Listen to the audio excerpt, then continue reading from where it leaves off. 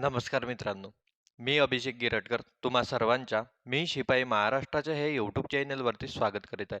तर बघा मित्रांनो, तुम्हाला माहीतच आहे की आपण अग्निवीर भरती 2026 साठी प्रिव्हियस इयर पेपर सॉल्व्ह करणे सुरू केले होते. त्याच्यात हा आजचा 19वा पेपर आहे मित्रांनो. गणित आणि बुद्धिमत्तेसाठी हा पेपर राहणार आहे आणि एकदम झालेल्या प्रश्नांचे विश्लेषण असणार आहे. हे मी झालेलेच पेपर घेत आहे मित्रांनो, हे एवढी गोष्ट लक्षात ठेवा. चलो, जास्त न बोलता आपण काय करू तर आपल्या क्लासला सुरुवात करू. बघा, आज जो आपण पेपर घेणार आहोत अग्निवीर GD 1 जुलै 2025 ला शिफ्ट नंबर 3 मध्ये विचारलेला पेपर घेणार आहोत. ठीक आहे, आज चांगला प्रश्न पेपर आहे मित्रांनो आजचा हा. आणि जर तुम्हाला PDF हवी असेल तर काहीतरी टेलिग्राम चॅनल जॉईन करा मित्रांनो. कोणती? मी शिपाई महाराष्ट्राचा. मागचा जो पेपर झाला मित्रांनो त्याची मी PDF देऊ नाही शकलो कारण की थोडं टेक्निकल फॉल्ट आला होता.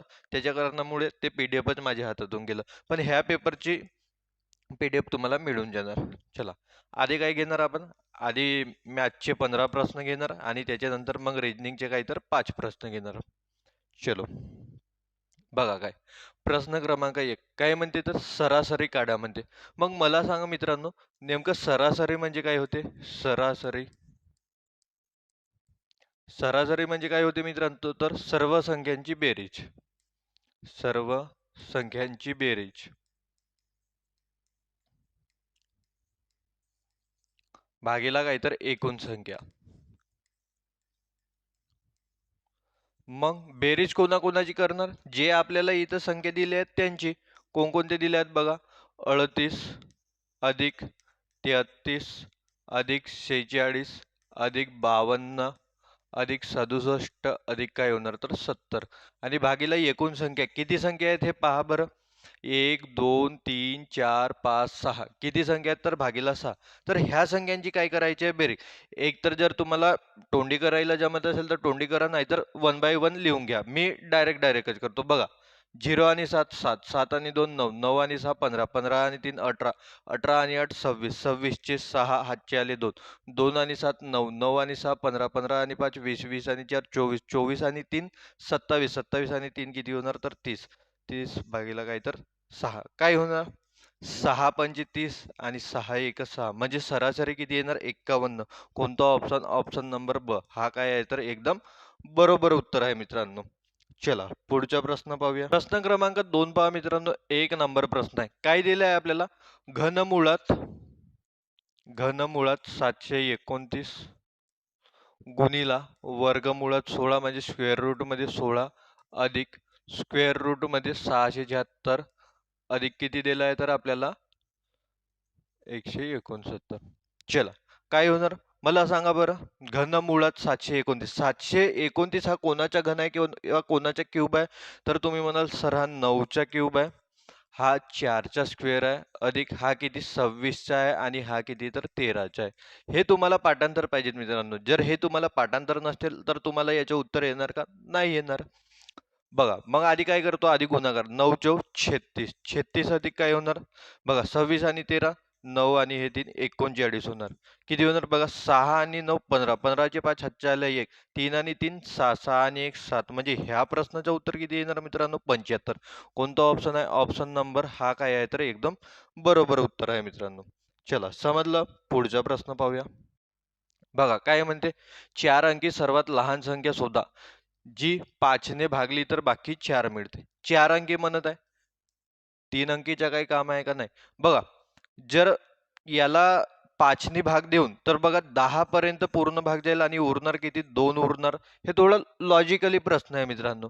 जर याला 5 ने भाग देऊन तर शेवटचा अंक बघायचं किती उरणार. 5 एका 5 उरणार किती इथं 1 उरणार. इथं शेवटचा अंक बघा 5 ने भाग देणार तर किती 5 ने भाग देणार का? नाही. किती उरणार 4. आणि आपल्याला प्रश्नामध्ये काय मध्ये 4 अंकी सर्वात लहान संख्या शोधा जी 5 ने भागली तर बाकी 4 मिळेल. तर कुठे बाकी 4 मिळत आहे? ऑप्शन नंबर ड मध्ये. किती? ऑप्शन नंबर ड हा काय आहे तर एकदम बरोबर उत्तर आहे. किती येणार उत्तर याचे 1004. हे काय आहे तर एकदम बरोबर उत्तर आहे. समजलं. चलो पुढचा प्रश्न पाहूया. बघा, 1 नंबर प्रश्न आहे मित्रांनो. काय म्हणते. वार्षिक 30% दराने साध्या व्याज दराने 7 वर्षात 15,500 रुपये रक्कम मिळते. 7 वर्षासाठी एकूण व्याज किती आहे? 1 नंबर प्रश्न आहे. याला सोडवणार कसं बघा. आता स्टेप बाय स्टेप सोडवणार आपण याला. कसं होणार बघा. ही काय दिली आहे एकूण रक्कम. ह्या रक्कममध्ये हा जो 15,500 आहे, ह्या रक्कममध्ये काय काय आहे मित्रांनो? मुद्दल. म्हणजे जे पैसे आपण व्याजाने घेतो. काय आहे तर मुद्दल आहे इथं. मुद्दल. अधिक काय आहे तर याच्यात याच्यात आहे मित्रांनो व्याज. याच्यात काय आहे व्याज. जो पैसा व्याजाने मिळाला तो. तर आपण काय धरू मित्रांनो, जो हा मुद्दल आहे, ह्या मुद्दलला काय पकडू आपण एक्स पकडू. मुद्दलला काय पकडू आपण एक्स. तर मग मला सांगा व्याज काय होणार? जर मुद्दल आपली एक्स झाली तर व्याज काय होणार तुमचा? व्याज. व्याज बरोबर बघा 15,000 मधून मुद्दल मायनस करणार तर आपल्याला काय मिळणार? व्याज मिळणार. म्हणजे किती? 15,500 मधून. तर काय होणार? 15,500 मायनस एक्स हा काय होणार तुमचा व्याज. बस हेच गोष्ट, हे पॉईंट महत्वाचे, याच्यावरून आपण उत्तर काढणार. चला मग याला सोडवायला सुरुवात करू. कसं करणार बघा. मला सांगा काय तर व्याज म्हणते साधा व्याज. काय तर साधा व्याज म्हणजे काय होते? सरळ व्याज. मग मला सांगा सरळ व्याजचा फॉर्म्युला काय आहे? सरळ व्याज. सरळ व्याज म्हणजे काय होतं मित्रांनो? मुद्दल गुणिला वेळ गुणिला दर भागीला होतो 100. बघा आपल्याकडे व्याज आहे का? नाही, आपल्याला व्याजच काढणे आहे. पण आपण तो ह्या अशा फॉर्मॅटमध्ये तर काढून ठेवला आहे ना. व्याज काय होणार मग आपला 15,500.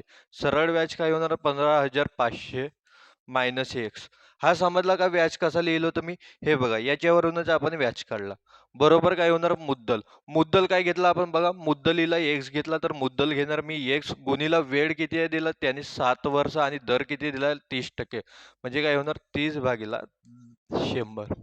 चला जे जे कटत असतील त्यांना सीधं सीधं काटून घ्या. बघा 1 0 1 0 कॅन्सल. हे 10 इकडे भागीला आहेत. इकडे जाऊन गुणीला होणार. म्हणजे काय होणार? 10 गुणीला 15,500 मायनस एक्स बरोबर बघा. 3 7 21. 21 गुणीला एक्स काय होणार? 21 एक्स. एवढं तरी येतेच तुम्हाला. मग काय करणार? यांच्या गुणाकार करा. अरे एक मिनिट.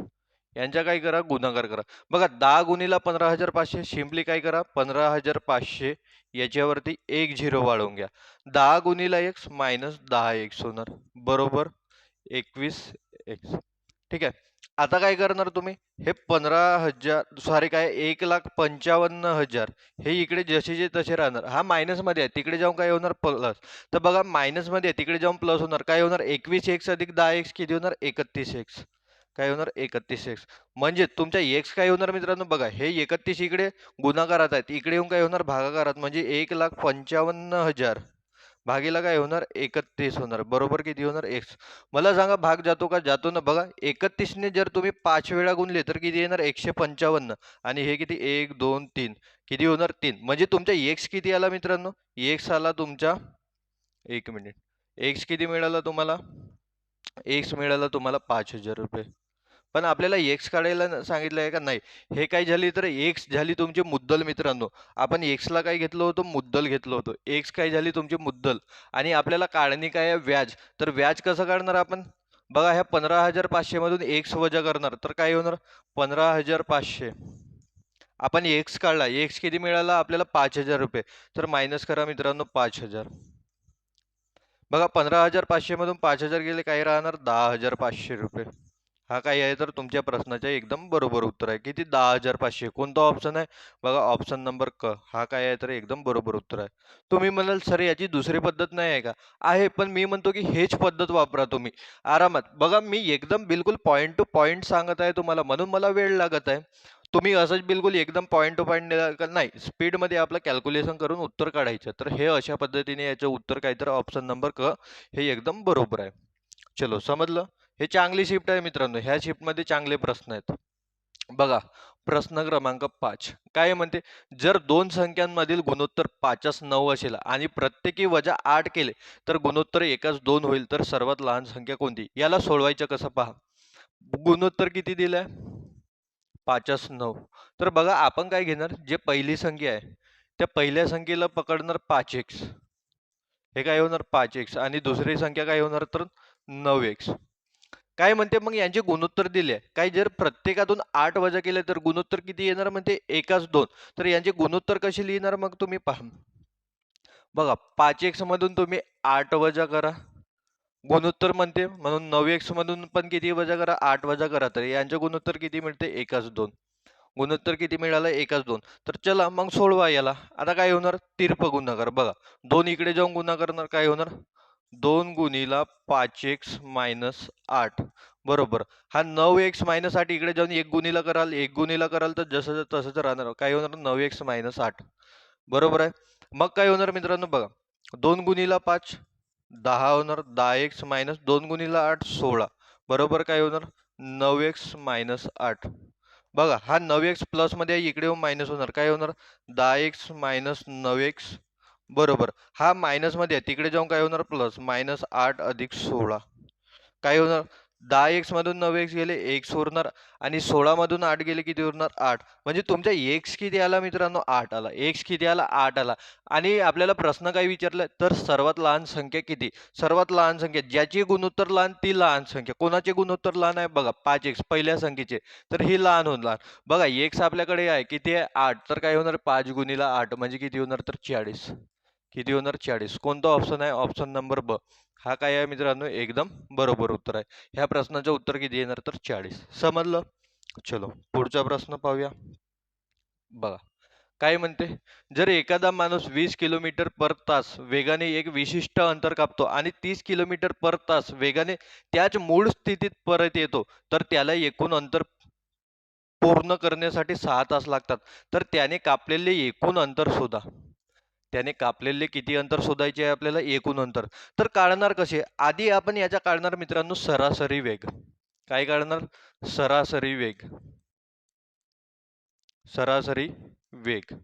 सरासरी वेग कसा काढणार मित्रांनो, बघा याच्या फॉर्म्युला लक्षात ठेवा, काय आहे, 2xy भागीला x अधिक y.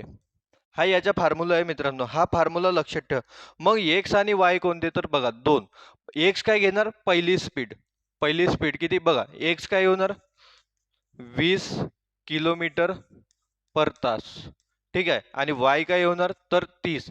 दुसरी स्पीड किती दिली आहे, 30, तर काय होणार, 30 किलोमीटर पर तास. हे होणार मित्रांनो दुसरी स्पीड. समजलं. तर काय होणार, 2 गुणिला 20 गुणिला 30 भागीला काय होणार, तर 20 अधिक 30. चला सोडवा याला. काय होणार, वरचे जसे तसे राहू द्या, कारण की खालून ते कटू शकतात मित्रांनो. 20 आणि 30 किती होणार, 50. चला ज्यानी भाग जाते त्यानी भाग द्या. काय होणार बघा, 0 0 कॅन्सल, 5 चौ 20 काय होणार, बे बेचौ 8 8 तेरी 24. म्हणजे याची सरासरी वेग किती येणार मित्रांनो, सरासरी वेग म्हणजे सरासरी स्पीड किती येणार, 24 किलोमीटर प्रति तास. काय येणार, तर 24 किलोमीटर प्रति तास. हा काय झाला, सरासरी वेग. म्हणजे समजू एका तासात तो किती किलोमीटर धावते, 24 किलोमीटर. तर त्याने टोटल किती तास धावला, तो 6 तास. किती तास धावला, 6 तास. तर मग मला सांगा एका तासात किती, तर 24 किलोमीटर. तर 6 तासात किती, तर 24 गुणिला 6. पाडा येत असेल तर डायरेक्ट करा, नाहीतर मग आपली बेसिक पद्धत जिंदाबाद. काय होणार, 6 चौ 24 चे 4, हातचे आले 2, 6 दुने 12, 12 आणि 2 किती होणार, 14. म्हणजे 144 किलोमीटर त्याने अंतर पार केले. किती, 6 तासात. अंतर किती, तर त्याने कापलेले एकूण अंतर किती, तर 144 किलोमीटर. कोणता ऑप्शन, तर ऑप्शन नंबर क. हा काय आहे, तर एकदम बरोबर उत्तर आहे. हे ऑप्शन थोडे चेंज झाले आहेत, काही नाही, आपल्याला उत्तरासोबत मतलब आहे. कोणता, तर 144. हा काय आहे, तर एकदम बरोबर उत्तर आहे. समजलं. चलो पुढचा प्रश्न पाहूया. काय म्हणते, तर प्रश्न क्रमांक 7. चला प्रश्न वाचा बरं. प्रश्न काय म्हणत आहे, दोन मुले अनुक्रमे 5 किलोमीटर पर तास आणि 5.5 किलोमीटर पर तास या वेगाने एकाच ठिकाणाहून चालायला सुरुवात करतात.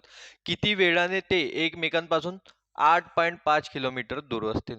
एकदम चांगला प्रश्न. बघा काय म्हणते, एक ये नावाचा व्यक्ती धरू आपण.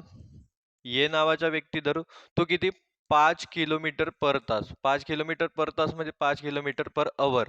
आणि बी नावाचा व्यक्ती काय, हा तर 5.5 किलोमीटर पर अवर ह्या तासाने धावतो.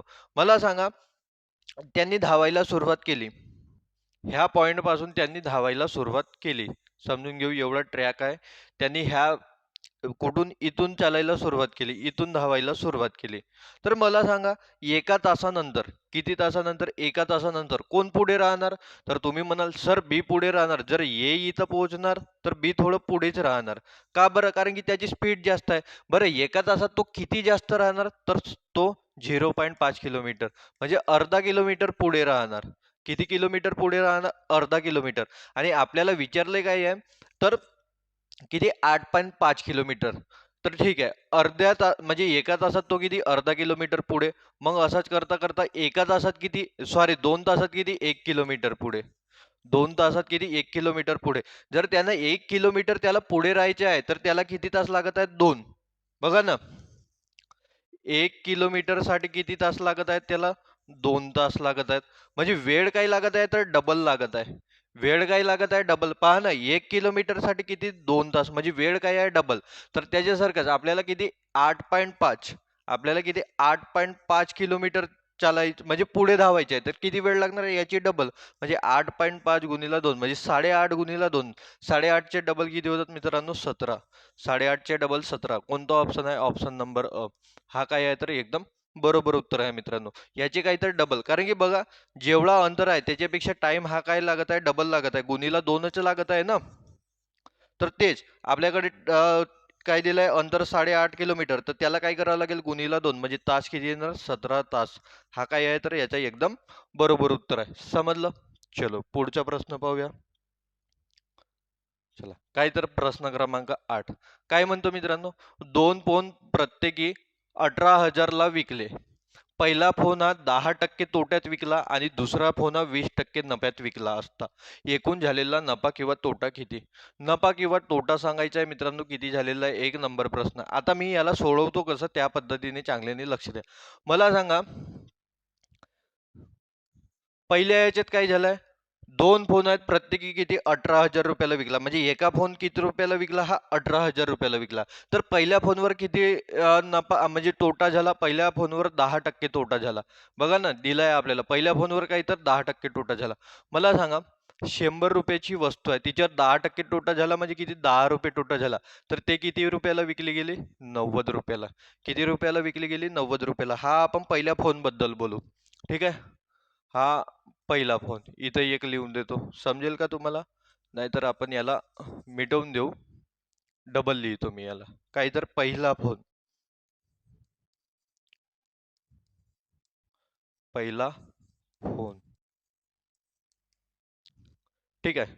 पहिला फोन काय? तर मला सांगा, 100 रुपयाचा फोन 10% तोटा झाला, म्हणजे किती? 10 रुपयाचा तोटा झाला त्याच्यात. 100 वर 10% म्हणजे किती? 10 रुपये. म्हणजे तो फोन किती रुपयाला विकला? 90 रुपयाला. फोन किती रुपयाला विकला? 90 रुपयाला. पण आपल्याला प्रश्नामध्ये काय दिलंय? तो फोन विकला 18,000 रुपयाला. तो फोन किती रुपयाला विकला? 18,000 रुपयाला. पण आपल्याकडे त्याची किंमत किती निघाली? 90 रुपये. 90 रुपयाची किंमत किती आहे? 18,000. तर काय कराल? 18,000 भागीला 90 आणि गुणिला करा 100. गुणिला काय करा? 100. चला, जे कटपट होते त्याला काटपीट करून घ्या. बघा, 1 0 कॅन्सल. 9 दुनी 18. बरोबर आहे ना? 9 दुनी 18 आणि हे किती होणार? 20,000. म्हणजे त्या फोनची किंमत किती होती मित्रांनो? 20,000 रुपये. तो विकला कितीला? 18,000 रुपयाला. म्हणजे त्याला तोटा किती झाला? 10% तोटा झाला. आणि त्या फोनची किंमत, हे काय निघालेली मित्रांनो? पहिल्या फोनची किंमत. पहिला फोन. ओरिजिनल किंमत किती होती त्याची? 20,000. बघा, मी आरामात घेतो. का बरं? प्रश्न कठीण आहेत ह्या शिफ्ट मधले. बघा, पहिल्या फोनची किंमत किती झाली मित्रांनो? 20,000 रुपये. ठीक आहे. आता पाहू आपण दुसरा फोन. काय पाहूया आपण? आता पाहूयात दुसरा फोन. दुसरा फोन. बघा, दुसरा फोन. दुसरा फोन हा 20% नफ्यात विकला. मला सांगा, जर दुसऱ्या फोनची किंमत किती असेल? 100 रुपये असेल. त्याच्यावर 20% नफा झाला, म्हणजे किती? 20 रुपयाचा नफा झाला 100 रुपयावर, म्हणजे त्याची किंमत किती झाली? 120. म्हणजे जे आपल्याला हे 18,000 रुपये दिले आहे, बघा, हे जे 18,000 रुपये कारण की प्रत्येकी 18,000 रुपये म्हणजे पहिल्या आयफोनची किंमत म्हणजे कितीला विकला तो 18,000 रुपयाला आणि दुसरा आयफोन कितीला विकला 18,000 रुपयाला. तर हे 18,000 किंमत किती आहे 120ची. आपल्याला काय पाहिजे ओरिजिनल किंमत, तर काय 100ची किंमत काढावी लागेल. चला काही कटपट होते का काटा. बघा 10 10 कॅन्सल. काय होणार बघा 12 1 12 6 वाजले 12 5 60 आणि हे 2 0 आणि इकडच्या 1 0 म्हणजे किती होणार तर 15,000. म्हणजे ह्या दुसऱ्या फोनची किंमत किती आहे मित्रांनो 15,000 रुपये. हा काय झाला दुसरा फोन. दुसरा फोन. बघा पद्धत लक्षात ठेवा मी सोडवत कसं होता. मला सांगा पहिल्या फोनची किंमत किती आहे 20,000 रुपये. दुसऱ्या फोनची किंमत किती आहे 15,000 रुपये. यांची आपण ओरिजिनल पैशाची गोष्ट करत आहोत. टोटल किती झाला मित्रांनो 35,000 रुपये. टोटल किती झाला 35,000 रुपये. हे झाली टोटल.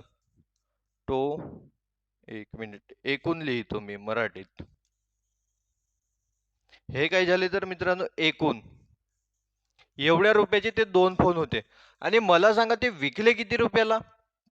2 फोन प्रत्येकी 18,000 रुपयाला. एक फोन 18,000 रुपयाला तर 2 फोनाची किंमत किती झाली 36,000 रुपये. 2 फोनाची किंमत किती झाली 36.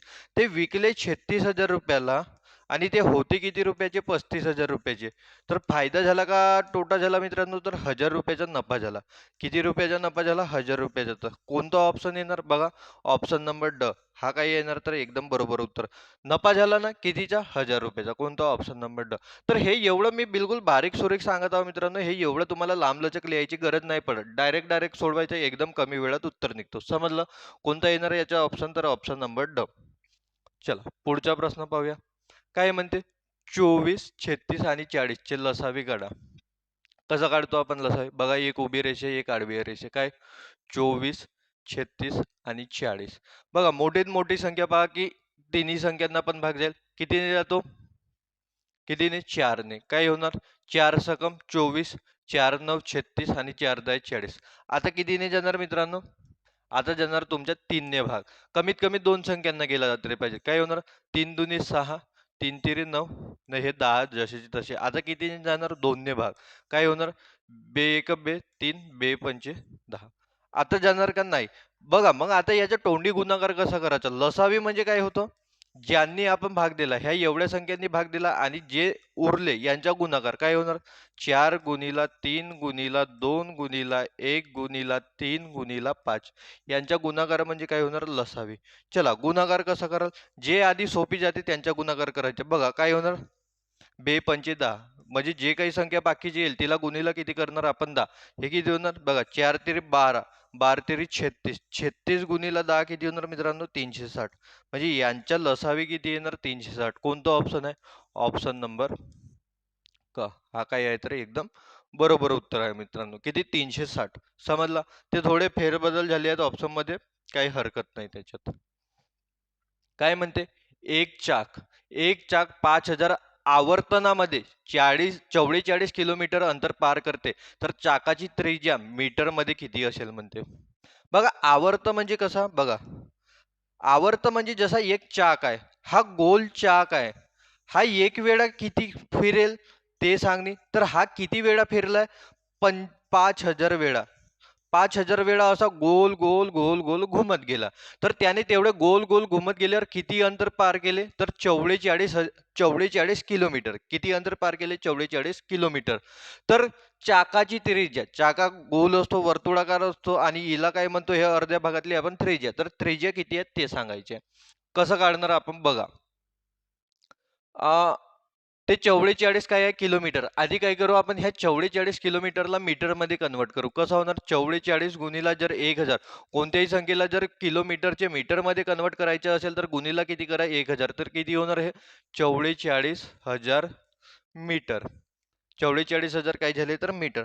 मग काय करू मित्रांनो एक राऊंड मारते जो चाक आहे हा चाक एका राऊंड मध्ये किती मीटर पार करतो हे काढायचे आहे. तर हे काढण्यासाठी कसं करणार बघा 44,000 एकूण मीटर आहे आणि किती राऊंड मारत आहे तो 5,000. तर काय करणार 44,000 भागीला किती करणार 5,000.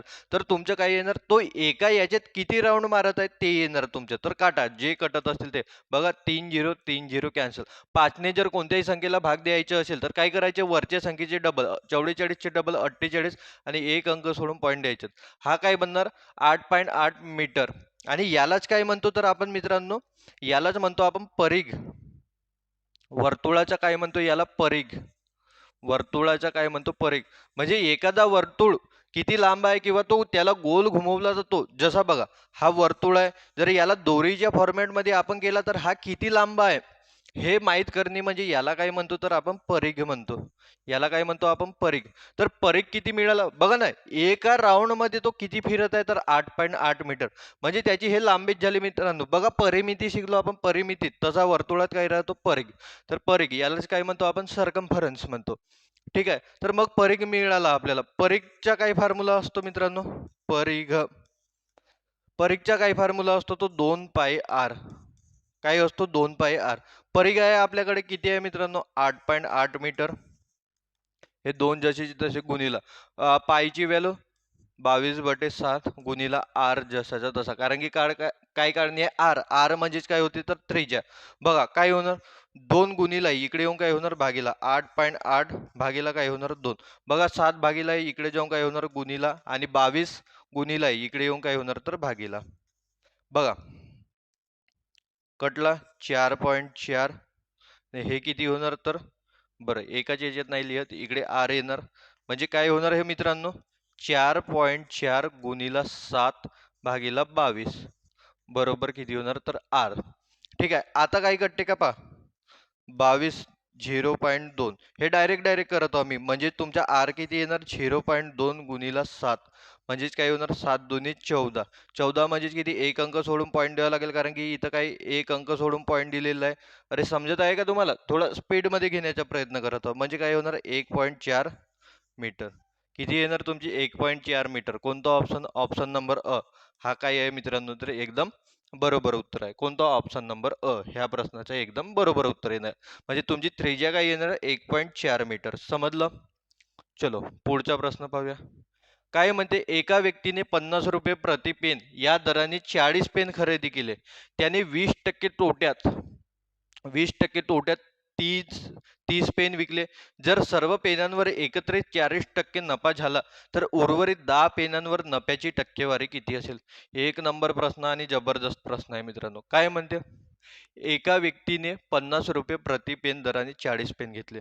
त्याने 50 रुपयाला एक पेन घेतले आणि असे पेन किती घेतले 40. तर एकूण रुपया किती दिला त्यांनी 2000 रुपये. एकूण रुपये किती दिले त्यांनी 2000 रुपये. पण काय म्हणत आहे त्याने 20% तोट्यात 30 पेन विकले. 20% तोट्यात किती पेन विकले 30 पेन. बरं तोटा काढाल कोणावर. एका पेनची किंमत किती घेतली त्यांनी 50 रुपये. म्हणजे हे 50 रुपयाला त्यांनी पेन घेतले पण हे विकले किती 20% तोट्याने. 20% म्हणजे 20 भागीला 100. म्हणजे बघा काय होणार 5 10 म्हणजे 10 रुपये तोटा. एका पेनवर त्याने किती तोटा केला 10 रुपये. म्हणजे त्याने 50 रुपयाचा पेन 10 रुपये तोटा करून विकला. म्हणजे त्याने विकला कितीला 40 रुपयाला. म्हणजे त्याने हे जे 30 पेन आहेत, किती पेन आहेत 30 पेन 20% तोट्याने. म्हणजे 30 पेन त्याने किती रुपयाला विकले एक पेन 40 रुपयाला. म्हणजे झाले किती 3 चौक 12. म्हणजे त्याने 1200 रुपयांना हे काय विकले तर 30 पेन विकले. त्याने काय विकले 1200 रुपयांना 30 पेन विकले. मग काय म्हणते जर उर्वरित पेनांवर एकत्रित 40% नफा झाला तर उर्वरित 10 पेनांवर नफ्याची टक्केवारी किती. जे उर्वरित पेन होते त्याच्यावर किती टक्के नफा झाला 40% नफा झाला. म्हणजे मला सांगा त्याने मग काय केलं उर्वरित पेनासोबत 50 रुपयाचा एक पेन होता याच्यावर किती टक्के घेतले त्याने 40% नफा घेतला. म्हणजे किती 140 म्हणजे सीधा 40%च काढू. त्याने काय घेतला 40% नफा. म्हणजे काय होणार 40% म्हणजे 40 भागीला 100. काय होणार बघा 50 दुने 100 आणि हे 20.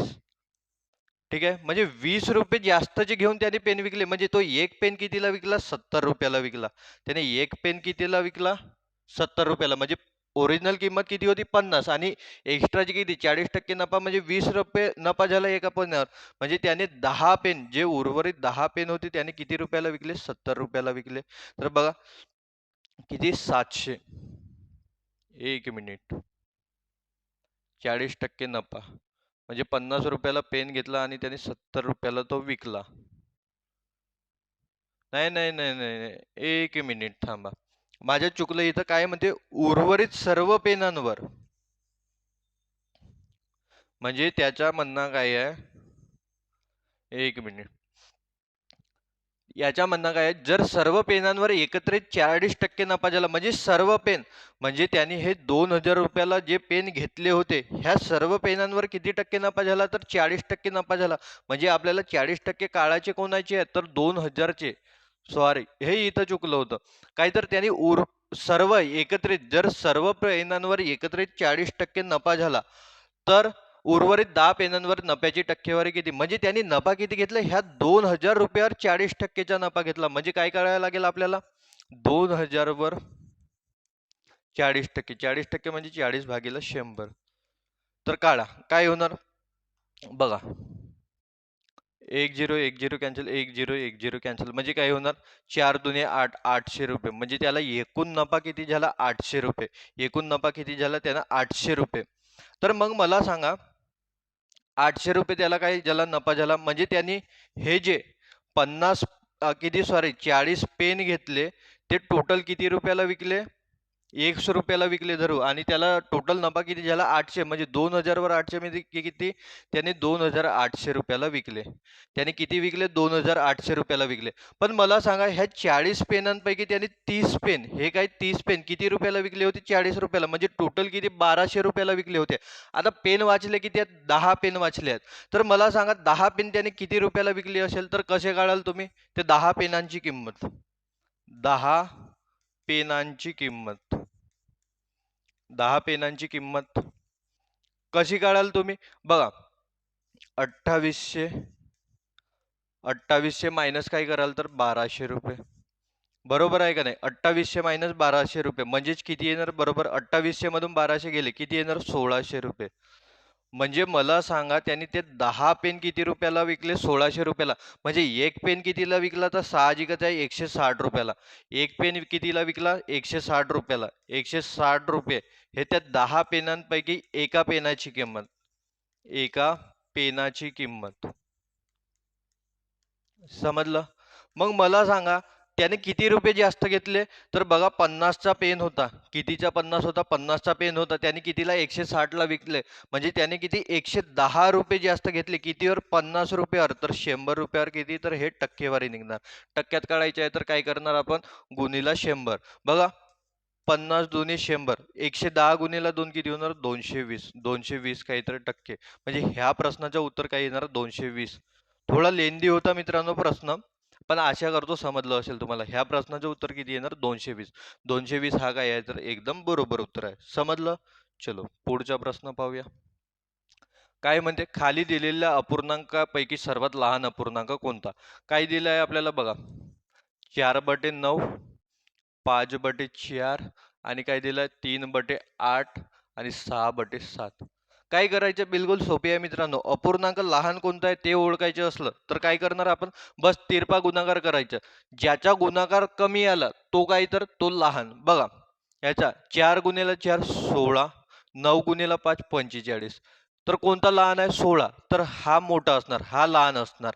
मग काय करणार तुम्ही यायचा तिरपा गुणाकार करा बघा 8 चौ 32 9 तिरी 27 कोण लहान आहे हा लहान आहे तर हा मोठा असणार. मग याच्या तिरपा गुणाकार करा काय होणार 8 सकम 48 7 तिरी 21 कोण लहान आहे हा लहान आहे मग हा मोठा असणार. तर म्हणजे तुमचा कोणता लहान अपूर्णांक आहे 3/8 आहे का ऑप्शन मध्ये आहे ना कोणता ऑप्शन नंबर ड हा काय आहे तर मित्रांनो एकदम बरोबर उत्तर आहे ऑप्शन नंबर ड ह्या प्रश्नाचं एकदम बरोबर उत्तर समजलं. चला पुढचा प्रश्न पाहूया. काय म्हणते प्रश्न क्रमांक 13 जर 50च्या 15% हा एक्सच्या 30% असेल तर एक्स किती. कसं काढणार बघा 50च्या चा अर्थ होतो गुणाकार 50च्या 15% 15% म्हणजे 15/100 बरोबर एक्सचा एक्स गुणीला काय तर 30% 30% म्हणजे 30/100 बघा 50 दुने काय होणार 100 इकडे 10 कॅन्सल म्हणजेच काय होणार 15/2 बरोबर काय होणार x गुणिला 3 3x/10 बघा 10 भागीला इकडे जाऊन गुणिला होणार 15 गुणिला 10 किती होणार 150 हा भागीला इकडे जाऊन गुणिला काय होणार 2 गुणिला 3 6x बघा 6 गुणिला इकडे जाऊन काय होणार तर भागीला होणार बघा 150/6 बरोबर काय होणार तर x होणार म्हणजे याचा उत्तर किती होणार मित्रांनो काय होणार बघा साइन दुने 12 6 पंचे 30 म्हणजेच किती येणार 25. 25 कम किती होते तर मित्रांनो 150 होते. तर ऑप्शन काय येणार 25. कोणता ऑप्शन? ऑप्शन नंबर क हा काय आहे तर मित्रांनो एकदम बरोबर उत्तर आहे. 25 या प्रश्नाचे एकदम बरोबर उत्तर आहे. समजलं? चला पुढचा प्रश्न पाहूया. काय म्हणते?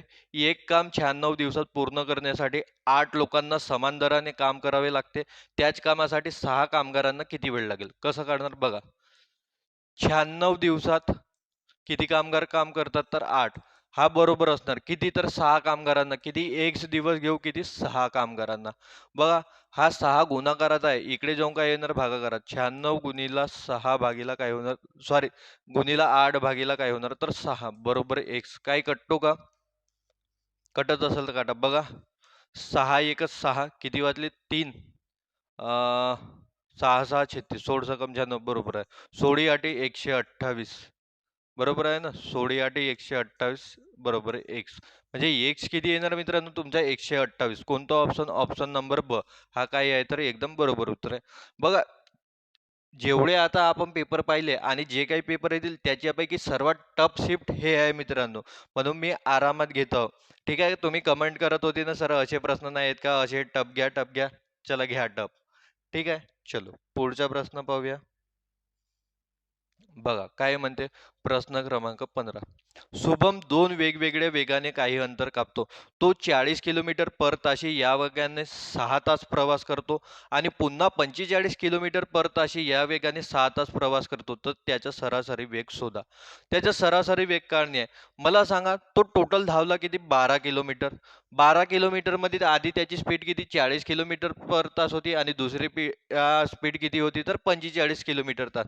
तर सरासरी काय काढणी आहे आपल्याला सरासरी वेग. बघा तुम्हाला सरासरी वेगचा काही फॉर्म्युला नाही सांगितलं का मी. सरासरी वेग आता तुम्हाला फॉर्म्युला सांगितलं होतं काय 2xy बटे काय तर x अधिक y. काय होणार बघा 2 गुणिला 40 गुणिला काय होणार तर 45. x काय होणार पहिली स्पीड आणि y काय होणार दुसरी स्पीड भागीला x अधिक y काय होणार 40 अधिक 45. चला सोडवा याला. वरच्यांना सध्या काटा नको. काय होणार 2 गुणिला 40 गुणिला काय होणार तर 45 भागीला किती होणार तर 40 आणि 45 किती होणार 85. बघा कशाने भाग जातो का जातो ना. कितीने भाग जातो 17 नाही कितीने 5 ने. 5 9 45 5 एक 5 किती वाचले तर 2 3 5 7 35. चला काय होणार 9 दुने 18 18 चौक किती होणार 72 म्हणजे 720 भागीला 17 काय होणार बघा 17 चौ 68 काय होणार 17 चौ 68 आणि एकच असा ऑप्शन दिसते मित्रांनो का तो 4 ने सुरुवात होत आहे. म्हणजे याची सरासरी स्पीड काय येणार तर 42.5. याचं पूर्ण उत्तर काढून पाहायचे आहे तुम्हाला एवढाच मिळणार. तर सरासरी स्पीड किती येणार 42.5. समजलं.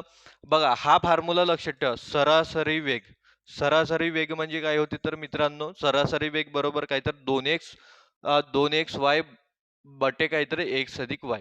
तर हा ह्या 15व्या प्रश्नाचं उत्तर आहे. तर अशा पद्धतीने आपले मॅथचे 15 प्रश्न संपले मित्रांनो. आता काय करणार आपण रिजनिंगचे किती प्रश्न घेणार तर 5.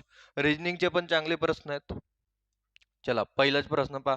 काय म्हणते जर एका सांकेतिक भाषेत LUCID ला असे असे कोड केले असेल तर त्याच भाषेत FRANK कसे कोड केले जातील. बघा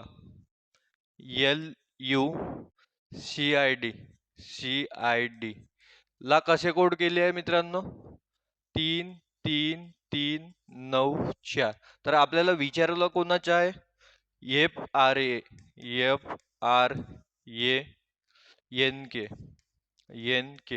ला कसे कोड करणार. कसे करणार बघा मला सांगा एल कितव्या नंबरवर 12व्या यू 21व्या सी 3ऱ्या आय 9व्या डी 4थ्या. बघा डी ला 4च लिहिल्या आय ला 9 लिहिल्या सी ला 3 लिहिल्या यू ला पण 3 आणि एल ला पण 3. कसं होणार बघा यू 21 नंबरवर म्हणजे 2 अधिक 1 किती होणार 3. 2 अधिक 1 3. 1 आणि 2 किती होणार 3. म्हणजे जे नंबरिंग आहे 2 आकडे असतील त्याची काय एकाच्या याच्यात बेरीज केली आहे. तर बघा एफ 6व्या नंबरवर आर 18व्या नंबरवर ए पहिल्या एन 14व्या आणि के कितव्या 11व्या. बघा एफचा 6 जसाचा तसा येणार पण आर चा काय होणार 1 आणि 8 किती होणार 9. बघा ये एकव्या नंबरवर, एन 14, 1 आणि 4 5 होणार मित्रांनो, आणि के 11, 1 आणि 1 किती होणार तर 2. म्हणजे यांच्या कोड किती येणार 69152, 69152, 69152. कोणता ऑप्शन? ऑप्शन नंबर ब. बघा आपण उत्तर काढतो बरोबर आणि कधी कधी काय होते दुसराच ऑप्शन सिलेक्ट करून टाकतो, तर याच्याकडे थोडं लक्ष द्यायचं मित्रांनो, की ऑप्शन जे आपलं उत्तर आलंय तेच आपला ऑप्शन देखील टिक झालं पाहिजे. समजलं? चलो पुढचा प्रश्न पाहूया. काय तर प्रश्न क्रमांक 2. चला प्रश्न वाचा बरं. प्रश्न काय म्हणते? एक मिनिट. 42 विद्यार्थ्यांच्या वर्गात राकेश पहिल्या क्रमांकावरून 15व्या क्रमांकावर आहे आणि राजेशच्या खाली 8 विद्यार्थी आहेत, तर राकेश आणि राजेश मध्ये किती विद्यार्थी आहेत? एक नंबर प्रश्न. बघा 42 विद्यार्थी आहेत, तर पहिल्या क्रमांकावरून कोण तर राकेश. राकेश कितव्या क्रमांकावर आहे? राकेश हा 15व्या क्रमांकावर आहे. मग काय म्हणते? आणि राजेशच्या खाली 8 विद्यार्थी आहेत, तर मला सांगा राजेशच्या खाली 8 विद्यार्थी आहेत म्हणजे राजेशच्या खाली 8 विद्यार्थी आहेत म्हणजे राजेश शेवटून कितवा आहे तर 9वा. राजेश शेवटून कितवा आहे तर 9वा. ठीक आहे. आणि काय म्हणते राकेश आणि राजेश मध्ये किती विद्यार्थी आहेत? हा जो बीच्यातला भाग आहे, ह्या बीच्यातल्या भागात किती विद्यार्थी बसले आहेत ते आपल्याला सांगायचे आहे. कसे सांगणार बघा. एकूण विद्यार्थी आहेत आपल्याकडे 42. बरं हे इकडून 15 आणि इकडून 9 किती झाले? 15 अधिक 9 किती झाले मित्रांनो? हे झाले 24. म्हणजे एकूण विद्यार्थी किती घेतला आपण? 24. किती पैकी? 42 पैकी. तर कसं काढणार? 42 पैकी 24 विद्यार्थी घेतला, किती सॉरी 24. 42 पैकी 24 विद्यार्थी घेतला तर राहिले किती? बघा 12तून 4 गेले 8, हातच्याला 1, 4तून 3 गेले 1 राहिला, म्हणजे किती विद्यार्थी? 18. म्हणजे त्यांच्यामध्ये किती विद्यार्थी आहेत मित्रांनो? 18. तर कोणता? ऑप्शन नंबर ड हा काय आहे तर एकदम बरोबर उत्तर आहे. समजलं? चला पुढचा प्रश्न पाहूया. चला काय तर प्रश्न क्रमांक 3. कुटुंबाचा फोटो पाहून टीने एम कडे बोट दाखवले आणि म्हणाला. टीने एम कडे बोट दाखवले. बघा बोट कोण? टीने दाखवले. आता नाव नसेल, टीने कोणाकडे बोट दाखवले? एम कडे बोट दाखवले आणि म्हणाला त्याची आई यांचा नवरा ओ. त्याची आई एन, यांचा नवरा कोण? ओ. याची आई कोण आहे? याला थोडी खाली घेऊ आपण डायग्राम. ठीक आहे. हे डायग्रामनी थोडे सोपे जातात. बघा काय म्हणलाय? टीने एम कडे बोट दाखवला. कोण कोणाकडे बोट दाखवतो? टीने कोणाकडे? एम कडे बोट दाखवला. ठीक आहे. कुटुंबाचे फोटो पाहून टीने एम कडे बोट दाखवले आणि म्हणाला त्याची आई एन. एम ची आई कोण? एन. एन तर एन वर मायनस. चा नवरा ओ. ईचा नवरा कोण? ओ. ठीक आहे. चा भाऊ पी. चा भाऊ कोण? पी. याचा भाऊ कोण? पी. ची आई एस. याची आई कोण? एस. याची आई कोण? एस. ही माझी पत्नी आहे. पत्नी कोणाची असणार? टीची. हे येस कोणाची पत्नी आहे तर टीची. टी वर प्लस. येसच्या एमशी नातं काय? म्हणजे हा जो येस आहे एमचा कोण होणार? आजी होणार. बघा ना, वडिलांची आई कोण होणार? आजी. कोणता ऑप्शन? ऑप्शन नंबर ब. काय होणार तर आजी होणार. समजलं? चला पुढचा प्रश्न पाहूया. काय म्हणते? जर ट्रिपलला कोड भाषेत असे कोड केले असेल तर भाषेत विक्टोरी कोड कोड केले जाईल. कसं करणार बघा. आधी पाहून घ्यायचं. बघा मित्रांनो, पहिलचे पहिला शब्द वेगळा आहे आणि शेवटचा पण शब्द वेगळा आहे. तर तुम्ही पहिला शब्द काढा किंवा शेवटचा शब्द काढा, तुमच्या प्रश्नाचं उत्तर मिळून जाईल. तर आपण काय पाहू? T R I, T R I double P, double P L E, L E ला कोड भाषेत कसं लिहिलं आहे? D M, D M O Q, O Q H S S, H S S असं लिहिलंय. तर बघा याला लॉजिक कोणतं लागत आहे? बघा टी 20व्या नंबरवर आहे, आर 18व्या नंबरवर आहे, आय 9व्या, पी 16व्या, बी 16व्या, एल 12व्या आणि ई 5व्या, डी 4थ्या, एम 13व्या, ओ 15व्या, क्यू 17व्या, एच 8व्या, एस 19 आणि एस 19. बघा जर हे तुम्हाला पाठांतर नसतील तर व्हिडिओ आहे आपल्या युट्यूब चॅनलवरती, वर्णमालिका म्हणून टॉपिक असा काहीतरी असेल तो पाहून घ्याल तुम्ही. मग कसा दिमाग लावाल बघा. मी पाहतो एक गोष्ट मला लक्षात येत आहे मित्रांनो. बघा कोणती? हा तिरपा.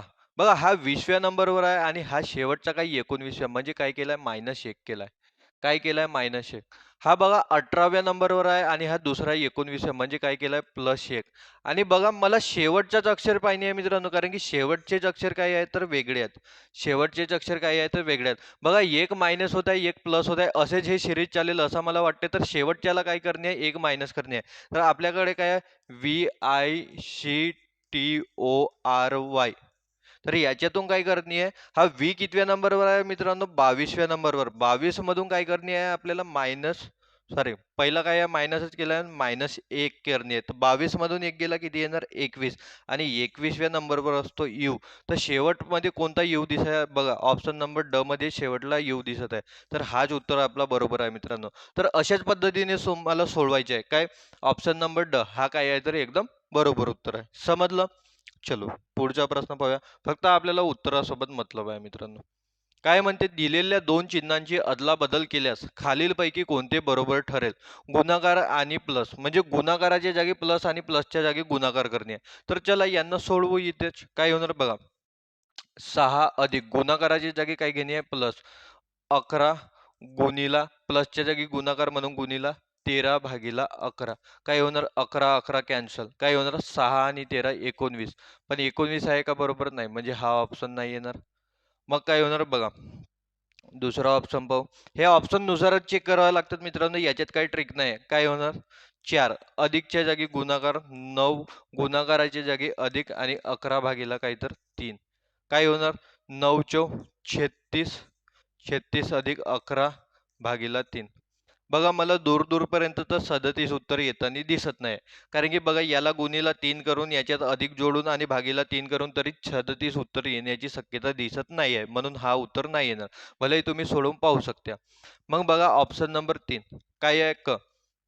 याच्यात किती होणार 11 गुणीच्या जागी काय प्लस 6 भागीला काय होणार तर 18 प्लसच्या जागी काय तर गुणीला. प्लसच्या जागी गुणीला करणार. गुणीला किती करणार तर 54. बरोबर. बघा काय कटते का 18 तेरी 54. काय होणार 18 तेरी 54 म्हणजे 11 अधिक 6 गुणीला 3. काय होणार 11 अधिक साइन तेरी काय होणार 18. 18 आणि 11 किती होणार तर 29. आलं बरोबर, 29 बरोबर आहे. म्हणजे कोणता ऑप्शन नंबर क. ऑप्शन नंबर काय आहे मित्रांनो क आहे. तर चला अशा पद्धतीने 5वा प्रश्न झाला. आणि रिजनिंग मध्ये 5च प्रश्न असतात आणि काही तर गणितात 15 प्रश्न असतात. तर एकदम चांगली कडक लेवलची ही शेट होती मित्रांनो. तर आशा करतो सर्वच्या सर्व गोष्टी तुम्हाला समजल्या असतील. एकदम पद्धतशीर आणि बिलकुल हळूवारपणे सांगायचा प्रयत्न केला. PDF साठी काय कराल तर टेलिग्राम चॅनल जॉईन करा.